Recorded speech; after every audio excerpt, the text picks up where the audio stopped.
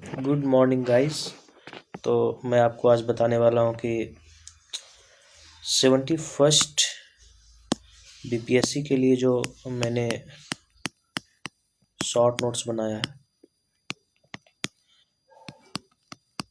ये काफ़ी easy to read है। मैं लगभग इसे 160 पेजेस में इसे कवर किया हूँ और आई थिंक मैं हर एक चीज़ को इसमें कवर कर लिया हूँ। आप देख सकते हैं, अगर आप चाहेंगे तो आप इस तरह का नोट बना सकते हैं। जैसे मैंने लोकतंत्र के बारे में लिखा है तो मैंने सीधा लिख दिया है ये न्यूज़ में क्यों है, तो ये लोकतंत्र खतरे में और संविधान खतरे में, इस तरह का बात चल रही है।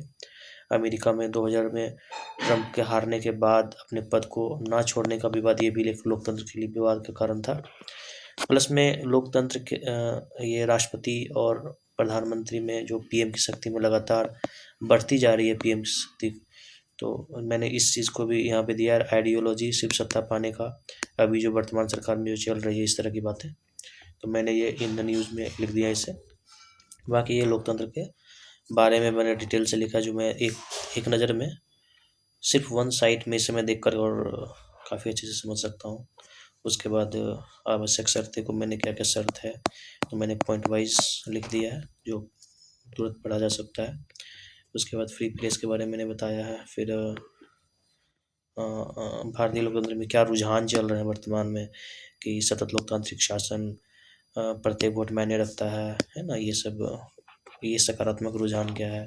और इसके कुछ नकारात्मक रुझान भी मैंने लिखे हैं, जैसे कि बहुदलीय और गठबंधन की राजनीति कमज़ोर होती है, राष्ट्रीय राजनीतिक दलों और गिरावट बढ़ती सकती है, व्यक्तित्व आधारित योजना भी चल रही है, दल बदल की राजनीति चल रही है ना, संप्रदायवाद चल रहा है राजनीति में, मुफ्त उपहार की संस्कृति, फ्री वीज, संसद में व्यवधान 356 का लगातार गलत प्रयोग, राज्यपाल का गलत प्रयोग, संघवाद के लिए खतरा।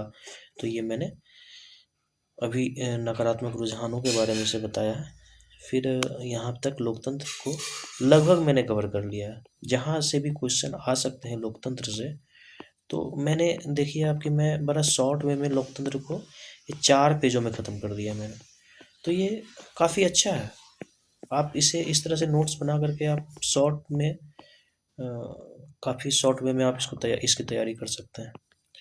उसी तरह मैंने संविधान और संविधानवाद के बारे में लिखा है कि संविधानवाद का विकास कैसे हुआ। तो संविधान से संविधानवाद, संविधानवाद का विकास, संविधानवाद है क्या, संविधान के मूल्यों का पालन करना ही संविधानवाद है। तो संविधान के मूल्य क्या है, संविधान के मूल्य क्या है, तो न्याय है, स्वतंत्रता है, समानता है, सेपरेशन ऑफ पावर है, डिवीजन ऑफ पावर है ना।